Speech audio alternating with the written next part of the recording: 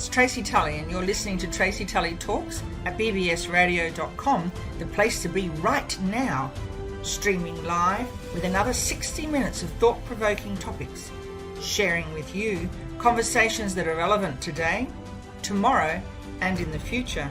Join me each week on Thursday mornings at 10 a.m. Australian time, AEST, 5 p.m. Wednesday PT. Hello, Los Angeles.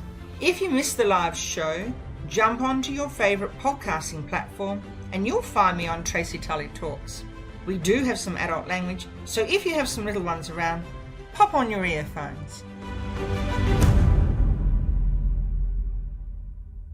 Hello to our listeners all over the world. It's Tracy Tully here, and I'm broadcasting from Queensland, sunny Queensland in Australia. And today in the studio, I have Jack McGuire. And Jack is the Secretary for the Teachers Professional Association of Queensland. And so it's the brand new kid on the block, the union that's going to knock off the perch, the old traditional teachers union. How are you, Jack? Welcome. Wonderful. This is really cool. Thanks for having me, Tracy. My pleasure. So let's have some background about Jack and why he's in the studio with me today. As you know, I am an educator and I'll always be an educator. Can't take that away from a person. So tell us, Jack, tell us a little bit about yourself.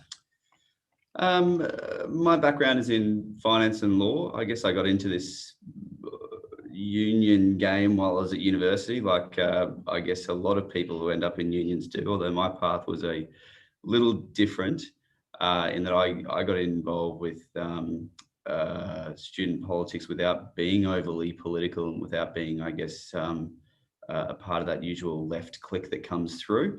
I saw some pretty atrocious things while I was at university, particularly campaigning for the student union.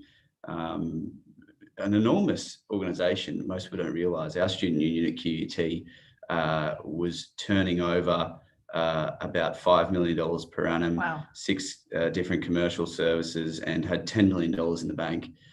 So seriously playing for sheep stations. But during the student election campaigns, I saw one of my running mates, a small female, a small lady running for, or a short in stature lady running for secretary, be pushed down 2 flights of stairs by the socialist alternative at the time. It got really vile and gross, but we ended up winning. I had an interesting time at the university student union, did a lot of really cool things around implementing a 24-hour help hotline for students who got in trouble for academic dishonesty and other things. Went from singing about 50 students per annum to 800 students per annum, so totally boosted our core service provision of what a student union could do. We actually won a Guinness Book of Records world record for the largest toga party, so that's probably the main KPI that we ticked. But interestingly enough, there was another organisation called the Australian National Union of Students, and it was the peak body for all the different student unions. And I remember going down there to Sydney, I think it was, a summit of all the presidents, and they said, well, you haven't affiliated for many years. It costs you $80,000 to affiliate, and you owe us 5 years back payment. Pay up. I said, well, what do I get for that? What do our students at QT get for that? Oh, well, it's part of your dues. Don't be a scab union. We went, oh, no, thanks very much. We can do our own advocacy. Thank you. So then from there, I went on and set up the Australian Students Association, which was a national body to sort of not necessarily compete against the National Union of Students, but provide services to student unions at respective universities to try and bolster their service provision and help them become better advocates themselves, because they're more directly responsible and I guess for their students. So if they can be a better mouthpiece, even better than having, I guess, a large bloated national body that doesn't really do anything. Well, to give you an example of things that they do, some of the early years, my friends went down to the National Union of Students Summit, and they wanted to pass motions. One, they wanted to ban the Olympic Games because it promoted a competition. And the second motion that they were debating was whether they could increase the age of abortion to 2, so the mother had the right to choose whether they could abort their 2-year-old, which was just fanciful stuff and had nothing to do with students. Yeah. So why would you give money to them?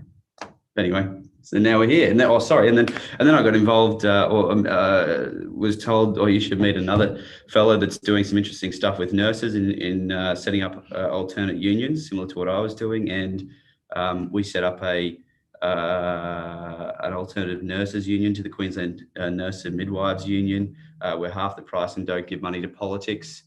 And from there, that's been an overwhelming success. We've got over 7,000 members now in Queensland, over 1 in 10 nurses now.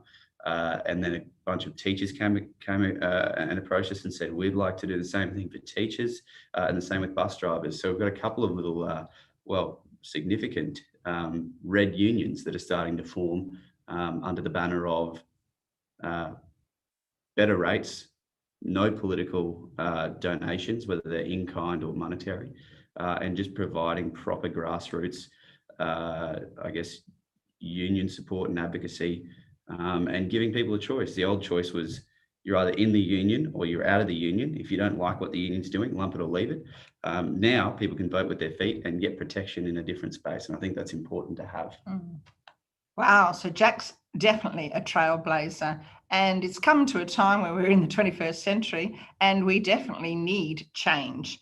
And what was traditional isn't now necessarily the correct model that we require in the workplace. So tell me, Jack, what are the challenges that you've been noticing when you started in the nurses union? What were the main challenges there?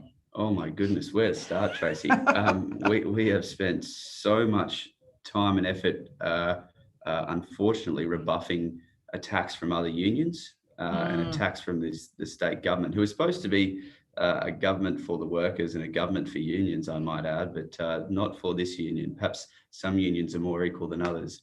But we have had a defamation lawsuit. I've got a couple of them on the go at the moment, actually, from the Queensland Nurse and Midwives Union for simply telling the truth. I said on radio that they failed to uncover a bunch of underpayments at a particular hospital, which was true, and they were offended by that. So now I'm being sued. Who knew that a union with so many employees could sue for hurt feelings? But on that front, on the state government front, our success prompted the health minister at the time, Stephen Miles, to have a memorandum drafted about us called the Nurses Professional Association of Queensland, and that memorandum said ABC on it, basically that we couldn't do X, we couldn't do Y, we couldn't do Z, all of which was factually untrue, legally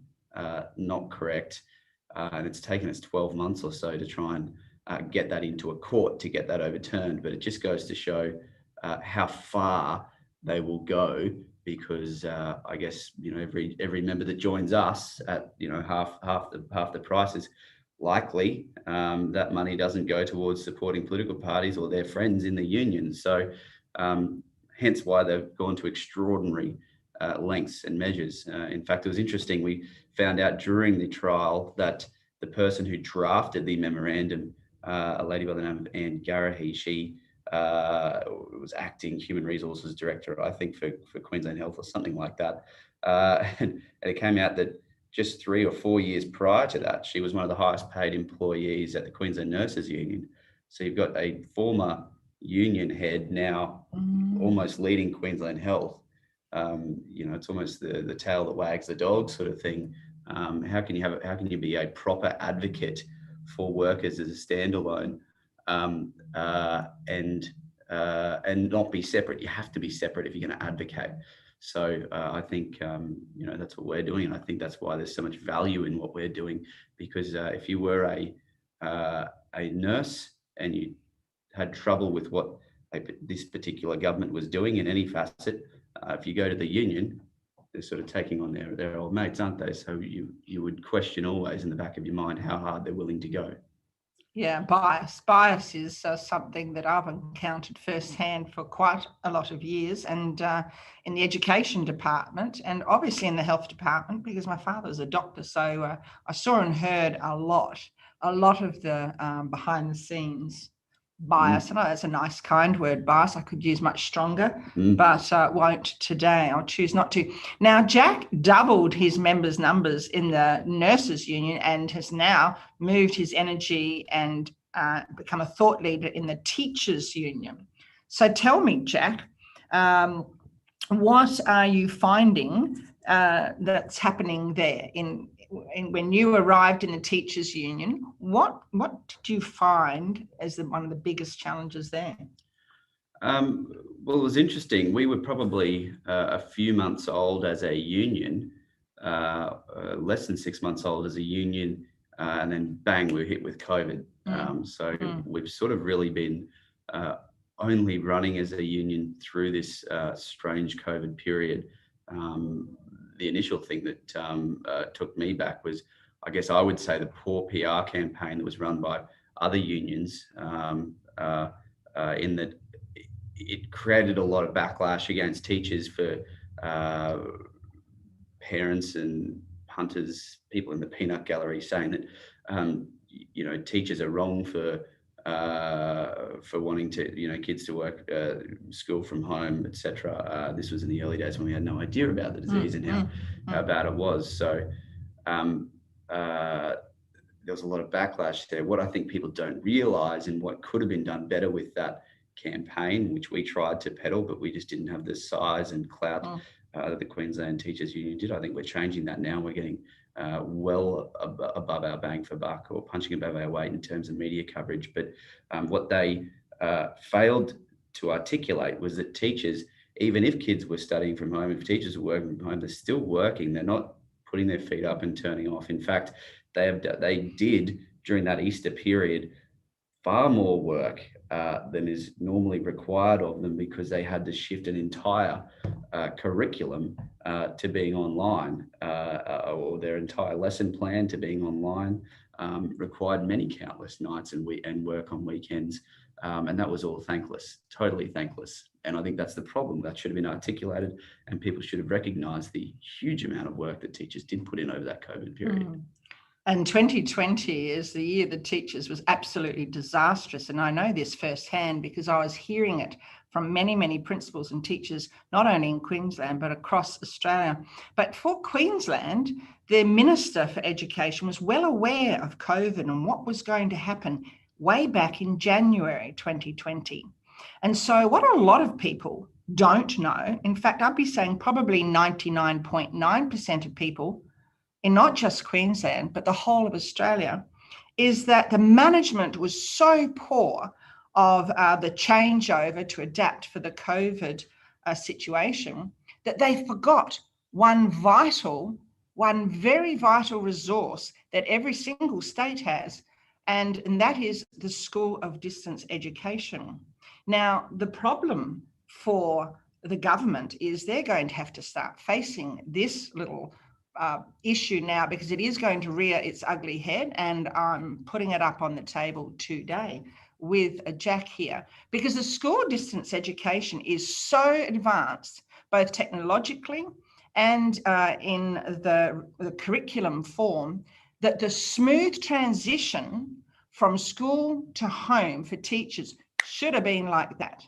It should have been like that, and it wasn't. So the phenomenal negligence of the Department of Education and the minister's role in education was absolutely deplorable.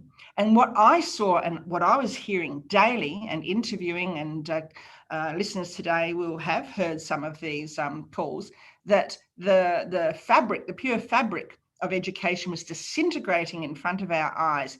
Children were upset, parents were upset, and teachers were upset.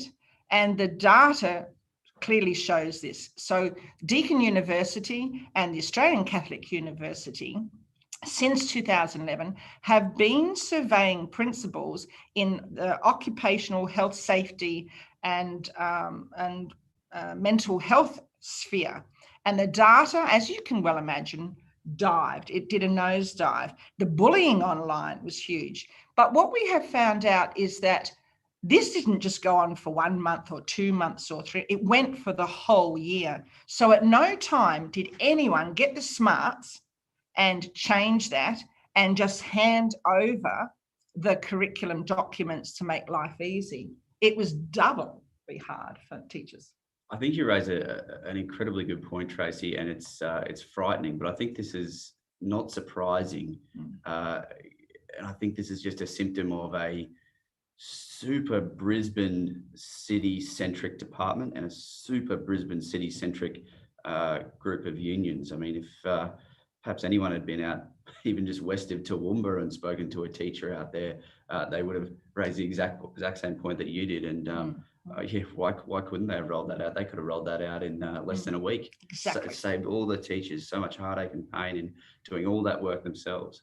That's right. So for people across the world, you may or may not know, geographically, we have a lot of stations or properties and rural areas. And so ranches, yeah, in Texas, with those big longhorns. Got to go over there and see that. But to cut to the chase, we have a very, very smart, comprehensive and really well-oiled system of providing education to the farthest point from the sea in any given direction in Australia. And I know that because I actually worked there for quite a few years as a principal. And so all those places were able to be educated since 1960. We're not just talking about 2019, we're talking about 1960. Originally, it was with the old two-way radios. Now it's by telephone. And so guess what? I want some questions. I want some questions answered in terms of why teachers were put through this. And it's major, I believe. It's just cruel. Cruel to the teachers, cruel to students, and definitely cruel to the parents. Because I was hearing from the parents, and obviously most of the population that became the teachers in the home were the mothers, and therefore they were losing their work and their opportunity to work. And not only that, they were losing their opportunity to work when COVID was over. So you're going to double the membership with the teachers union, I know, here. And so in the short term, what are your priorities in the short term for TPAQ? In the short term, segueing nicely, we want to get out west. We want to hear from rural, remote and regional teachers.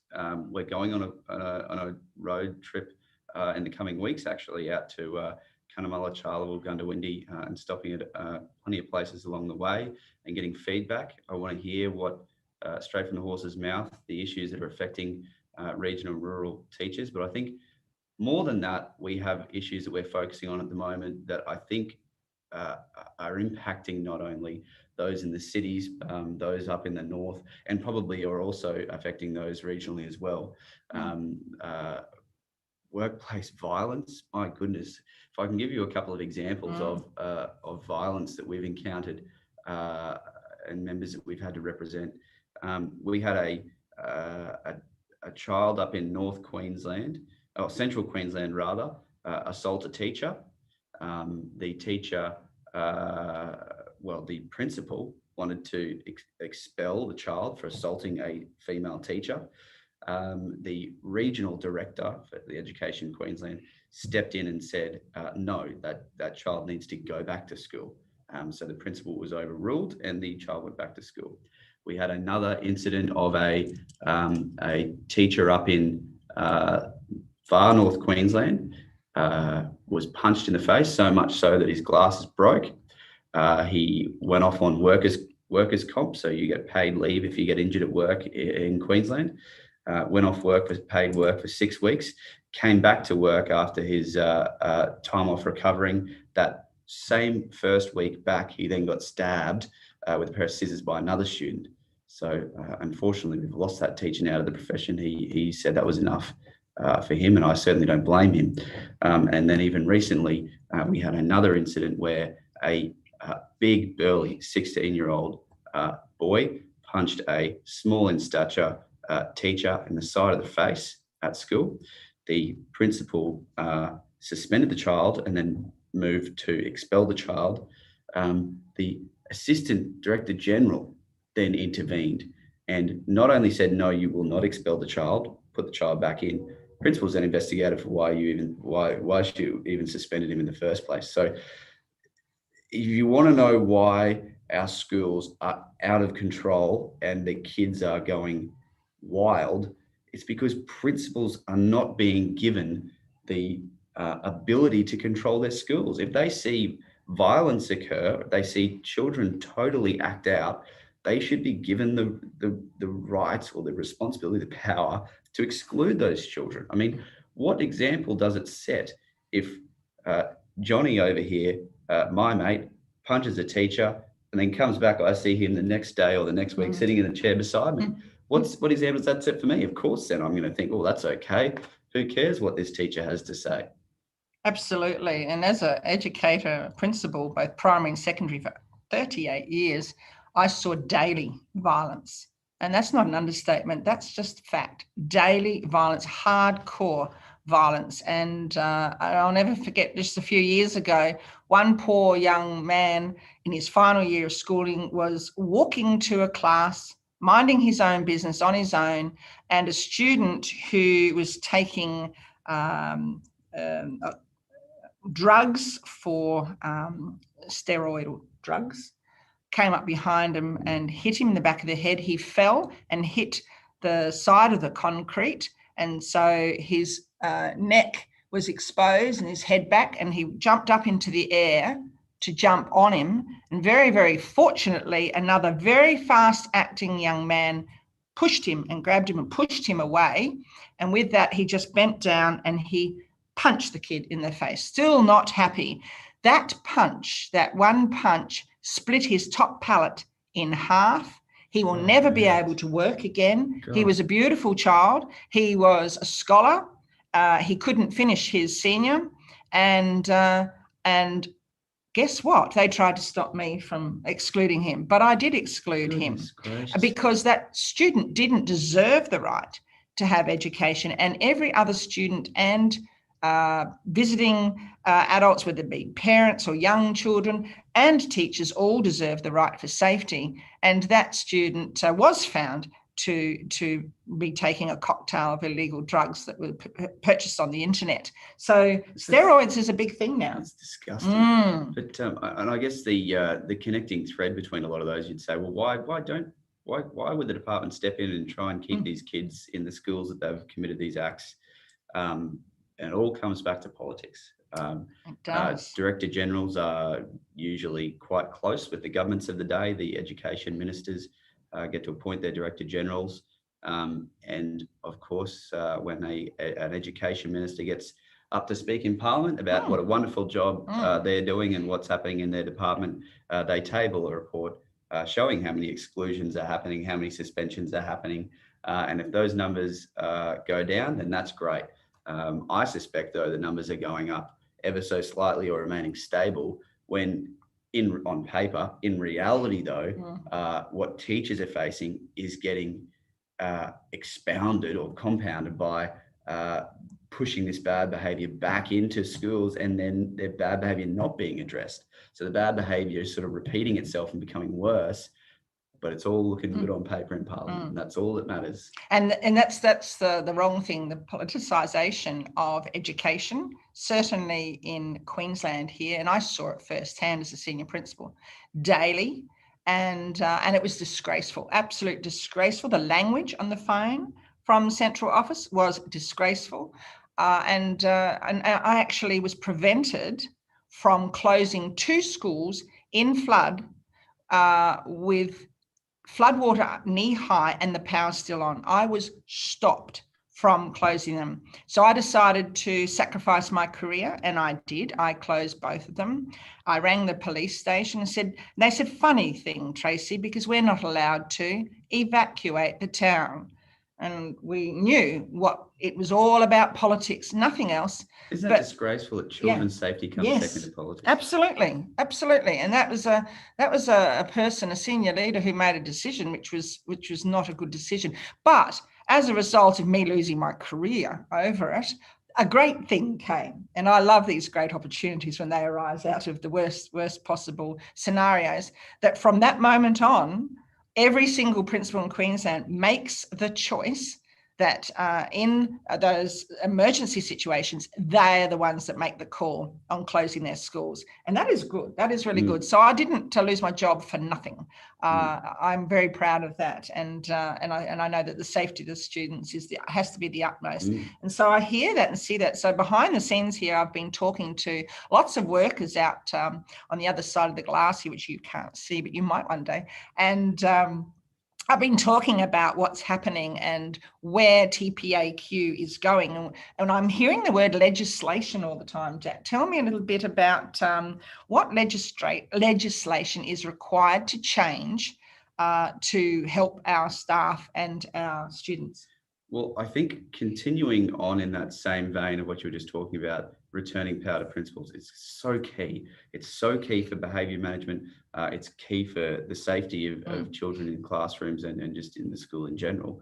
I think what we need to do legislatively, as much as possible, devolve the power and the centralisation that has become the education department, and return that to the regions. And then as much as possible from the regions to each individual school, so that principals, like it used to be in the past, back in the good old days, the principals used to control their schools. They used to have the power to properly administrate their schools, and they, of course, because they're the ones on the ground, know what is best for the school, best for the children, best for the parents, best for the teachers.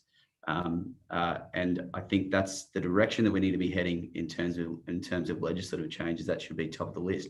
And if you want another example, I guess, of how that's gone and been warped now by these central Quongo bodies. So just doubling back, I think at the moment there is something like one bureaucrat for every 2 teachers.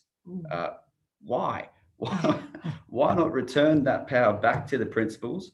And you could have teachers across Queensland being given extraordinary pay rise bonuses once the education department has been, properly reduced back to a small administrative role that it should be, a very small department that oversees, whereas most of the power should rely in the schools. But to give an example of where these central organisations go wrong, recently the ACARA, the Australian Curriculum Regulatory Authority, which was a centralised body set up by a Howard government, a Conservative government, many moons ago, and was always doomed to fail because it's set up by the states, get their education ministers to appoint basically a senior bureaucrat to sit on this board, ACARA, with them. So totally captured by the bureaucrats, totally captured by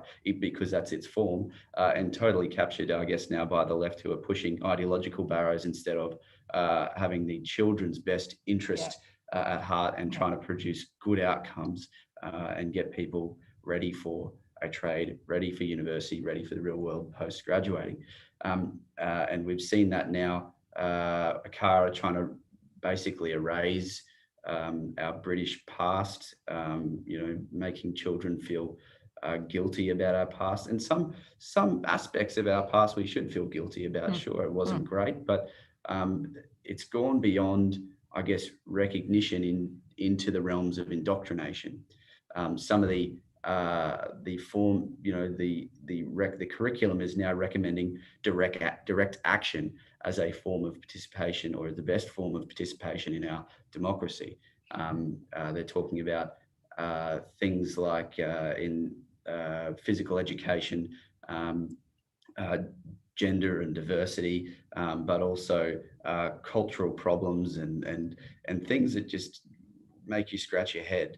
I think what we're trying to do, or in science, a sustainable future and requiring direct action for that, it's almost like we're trying to breed that next level of the next generation of Extinction Rebellion, the guys who go and glue themselves to the street and clog up our cities. So it's all sort of a little bit worrying. I guess the reason why we're heading down that path is because average teachers weren't consulted. Average teachers know where the gaps in the curriculum are, and no parents sit on that board. If you had a parent on there, I'm sure you wouldn't end up with this. Like, why isn't the head of the PNC Australia not sit on there? Why even have a CARA at all is what I guess I'm trying to say. I think if the shadow state education minister, or even the state education minister in Queensland here was smart, they would reef control of the curriculum back into the state system. Constitutionally, the federal government shouldn't have control of education. It's a state issue. The states should, take control. They should take back the curriculum, and those in Queensland would have would be better served to craft a curriculum for kids in Queensland. We have a big resource industry in Queensland. We have a big agriculture sector in Queensland. What we teach in Queensland should possibly be different to what they teach in the ACT down in Canberra, where there isn't any of those industries. I think there's a lot of people that graduate from school and pursue careers in those industries. Why is that not part of a Queensland curriculum? Just as a small example.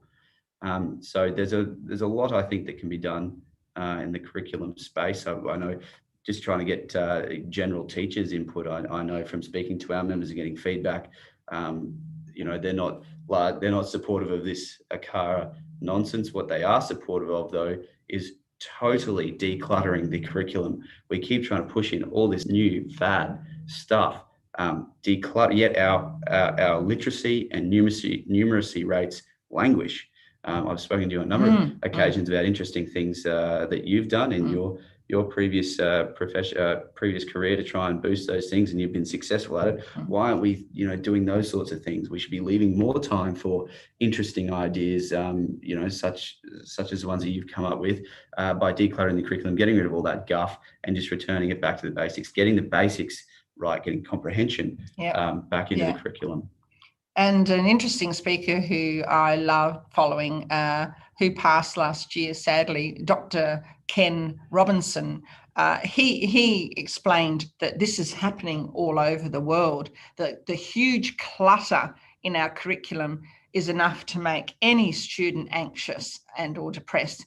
And the problem is that it's all politicized, and we need to get rid of that clutter. But we're doing it once again with politics and bureaucrats. We need the teachers from the chalk face in at the table. We need the parents of those children in at the chalk face, not the bureaucrats, not those pollies that think that they know all. And I doubt they would have stepped into a classroom for a very, very long time, let alone taught in one, which is a whole different ball game. And so we need a different style of schooling here in Queensland. We need a different style of schooling everywhere all over the world. And I know I was way before my time, and many, many, many years ago, and I'm going right back to 2004, which was quite a while ago, I started up what we called then alternate schools for students who could not cope with mainstream schooling, and they were violent, we had absenteeism, and they had a very, very poor literacy numeracy. And so I was the first principal to actually start up sheep shearing through a school program. And I was running that for these really high-end kids who are heading straight to jail. And I'm really pleased to say now that right now, every single one of them is still in that industry, still doing really well. And they often have a yarn, and really, really pleased that industries were involved with schooling. And this is another thing that's missing. We've got, and you named some of those industries in terms of agriculture and technology. We've got all these people, these heads, these thought leaders in industry. They should also be at the table. And what do you think about a different model of schooling, Jack?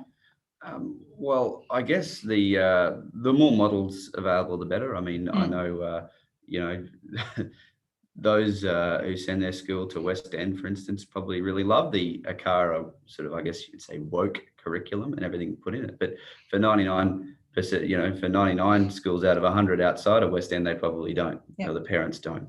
I guess this is also a divergent path that the Teachers Professional Association of Queensland is on compared to other unions, and that is the main philosophical underpinning being that for our members, for teachers, the main client who we say should say jump is the child, the parent, the client that you're teaching, and their parents, not the department. Whereas I think that's where it's been said at the moment that the bureaucrats are in control. You answer to the bureaucrats. It isn't the bureaucrats who you're teaching. It isn't the bureaucrats that then have been taught and then are graduating, going on with the rest of their lives. So I don't think it should be left up to them. I think a new model of schooling would be one. There's probably too early to get into the nitty gritty of how it would look and funding arrangements, but certainly something that was, I guess, more similar to a charter school, which is being done in America, and a charter school which has been done in the United Kingdom, where the curriculum is decided by parents. And if parents want a particular curriculum taught and teachers are happy to teach it, why don't we get out of the way? Why don't we let that happen?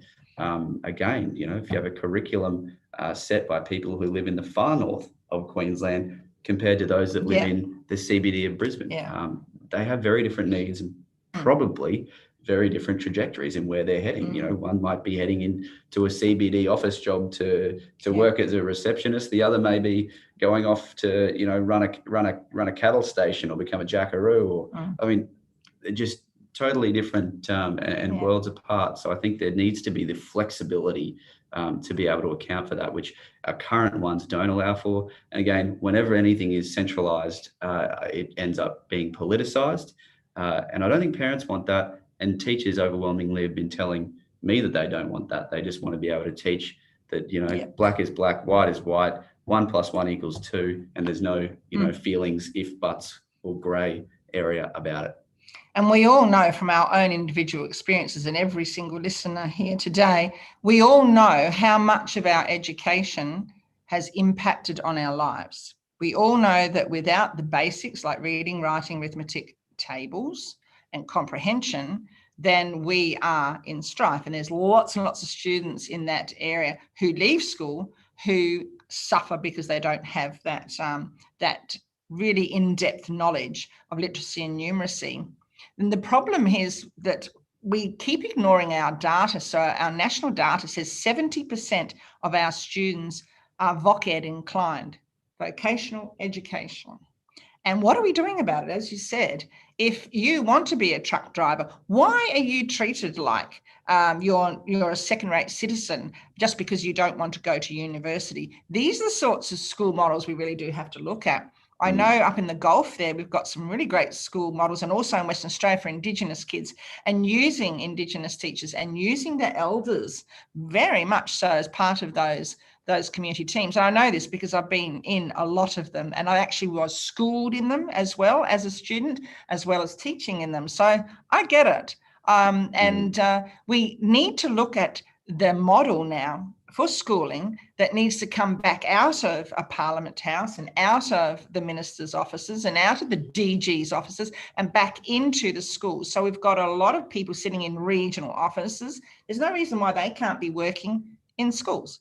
And then looking at your charter model or a flexi school model or whatever model there is, there's models out there that we need to pursue to look at. And just something needs to change. We need to try new things. We're not experimenting as much as we used to, but certainly the status quo at the moment is not good enough. I have spoken to many teachers in my role. I ask most of them, is teaching better as a profession now than it was 15 years ago? And it's really sad, Tracy, but I haven't heard a single one say yes. No. Not a single one. No. So the heading that we're on at the moment is a negative one. It's not good. Sadly, more funding, I don't think would even fix it. We're at the stage where we've got, even in Queensland, record levels in Australia, in the country, record levels of funding being poured into education. But most of it, I would dare say, is being wasted up against a wall, and it's the fundamentals that needs to change, the philosophical underpinnings, the models, there needs to be a a resurgence by the grassroots to return it back to the grassroots. And I hope that's what we're trying to achieve. I hope that's what we are doing with the Teachers Professional Association of Queensland, is offering a choice for teachers to try and reset the trajectory that the profession is heading, because currently the way things are heading, my little cousin is going to university soon, and I don't think I could in good faith say that teaching is a good profession that you should get into. And that's really sad. Yeah. Really sad. It's just it's too violent. It's the teachers just aren't being looked after. It's simply not safe. It is simply not safe enough every day. And not only is it not safe, but there's no protection, not a single solitary ounce of protection for a teacher or a student in a school. And this is a huge problem, and one that's been around for a long time. Not a lot of people actually realise. A lot of teachers I speak to don't realise that they have zero protection. And why and how did this happen? So some time ago, under the Bligh administration in our government system, the Public Service Act was changed, and it was extremely negligent how they changed it. And what they did is they took away all that protection for our staff. And staff have been going along in life thinking that they had that protection. And your union actually does provide that. Can you tell us how you provide that protection for teachers? Yeah, we've had a number of cases where people have come across to us and they haven't found much joy in their previous union, and I think we've been able to help address that problem. I mean, I can get into the very technical specifics of one of those, but for instance, we had a teacher where the MUP, Managing Unsatisfactory Performance, or a PIP, the Performance Improvement Plan, was weaponised against a number of our members, and the response from the old school monopoly traditional dated unions was, oh, well, just suck it up and wear it. You know, at least you've got your job. Just keep going with the flow. No, that's not good enough. Yeah. You know, that's taking a management action that's 4 steps down the path without even getting to the addressing the first hurdle, which is perhaps even just sitting down and having a cup of tea with the person, saying, where can I help you? You're failing to do X, Y, and Z, or this isn't up to scratch. Is there something going wrong? So we were able to use a specific public service direction by the Public Service Commissioner, which had never been utilised before, and totally had that whole line of questioning and targeting, also not line of questioning, targeting. And I think they were being targeted for nefarious reasons, but we had that all swept away. And I think a new union like us on the block has to prove ourselves, and we're doing that. We're going above and beyond. We're not taking just sit down and shut up as a solution. We've had heard horror stories from other school leaders saying that they've had to intervene to help their teachers because the unions failed to step up in relation to allegations from previous students from years ago. And people are sent off on gardening leave, which is leave with pay. And the traditional advice was, well, you're getting paid, so just, enjoy it. Put your feet up and have a great time. Where in reality, those people are missing out on career advancement opportunities. They're at home stewing with their own thoughts. They're wondering, I've got a big university debt built up. I'm trying to pay that off by working, and now potentially that whole career path that I had set up is it going to be off the table? Is it not? I don't know. Huge things weighing on people's minds. So I think now, we're also challenging that. There's issues of natural justice issues, under this new Human Rights Act that the Queensland Labor Party brought in, their own act, and they're still sort of, I guess, breaching that by not allowing teachers that proper process, right of reply, and to deal with issues in a timely manner. So exactly, and that's one of my big thorns in my side, because the government breaches it every single day. What a farce that is. And we hear in the newspapers people saying this and people saying that. And then we hear this lame comment, oh, but we do allow our principals to make all the decisions. When we know from those people out there that they don't get to make those decisions. There's a regional director who makes it for them when they see fit. But coming back to protection with the TPAQ, what is embedded in your membership there to protect members? Well, I guess another interesting difference or quirk is that we actually take on member v member issues. So previously in the past, most teachers are in Education Queensland in the Queensland Teachers Union and the Independent Education Union, slightly less rates, but still quite a lot of people in the union.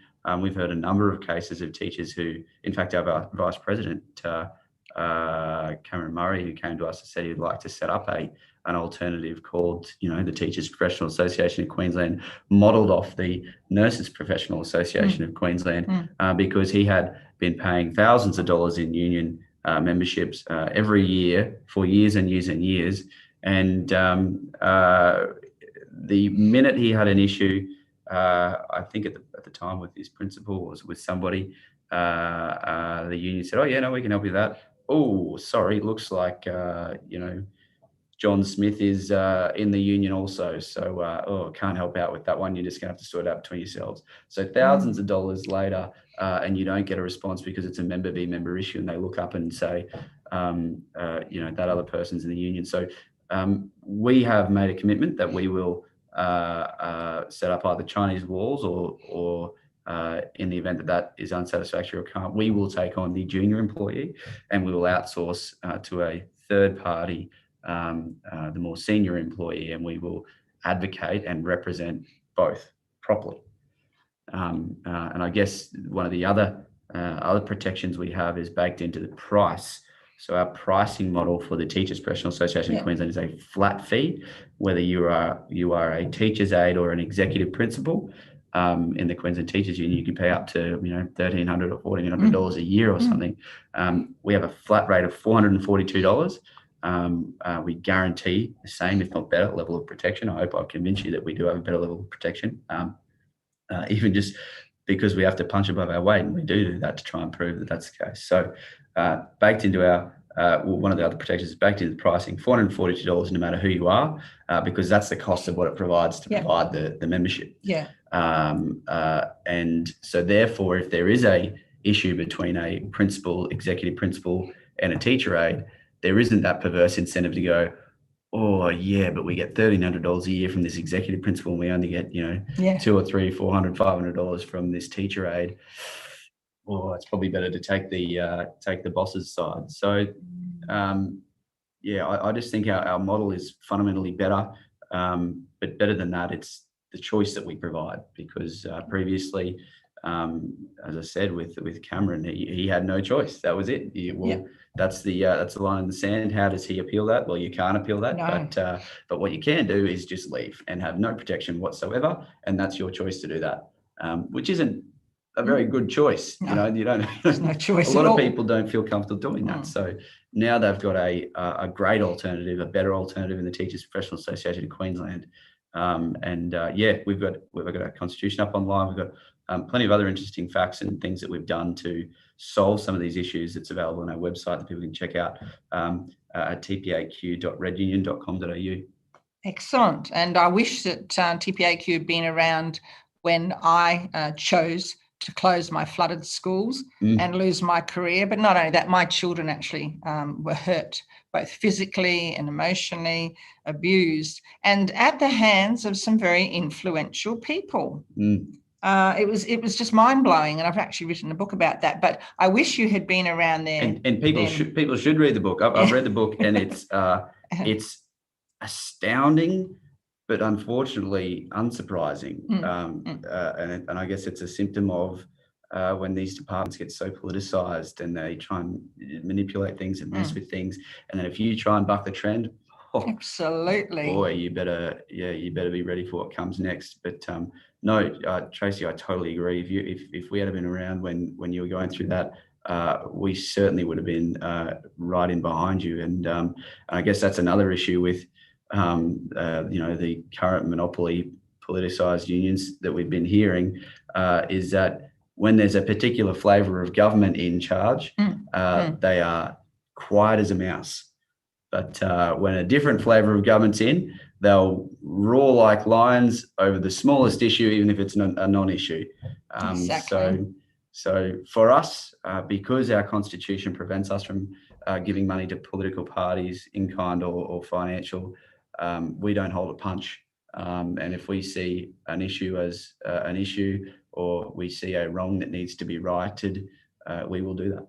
And I love that, because it's all about a choice, because Australia suffers from the tall poppy syndrome, very much so. And for me, I notice it every day. A female senior principal in a rural area, heaven help me, the tall poppy was just, getting smashed down every minute of the day, and there was zero support. So I was one of those principals who actually saw a lot of the filth that went on in the department, and I actually was a principal that was forced to take large groups of teachers on MUPs, I had no say in it whatsoever. So I lived and worked in a violent school with a lot of drug issues, and it was exceptionally difficult school to manage.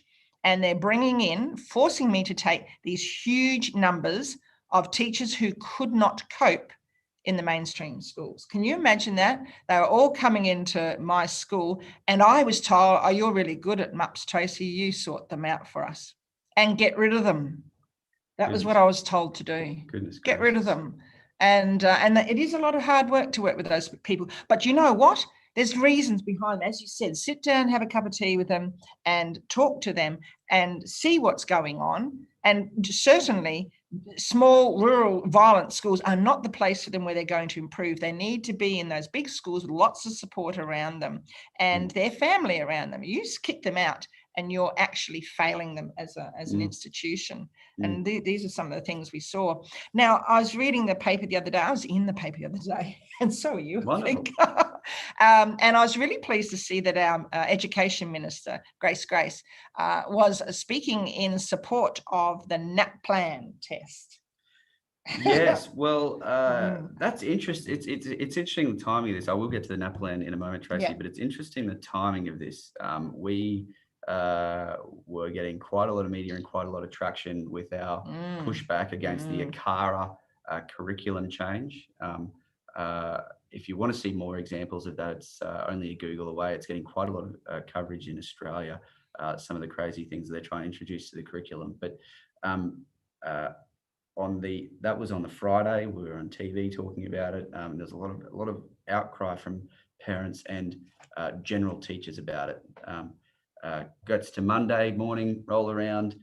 There is a leading op-ed piece in the newspaper here in Queensland from the head of ACARA saying we need to keep NAPLAN.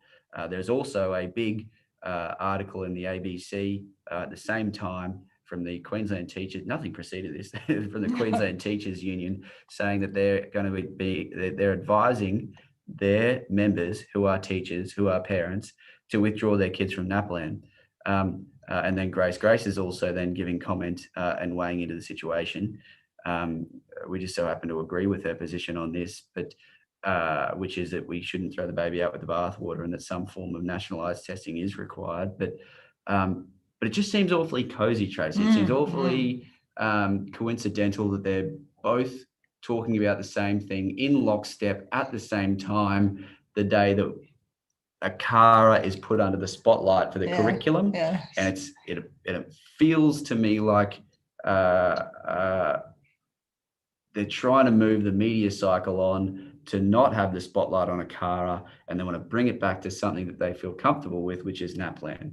And that cozy word is a C word, isn't it, cozy? I have another C word, and that's corrupt. It's all about corruption. And guess what?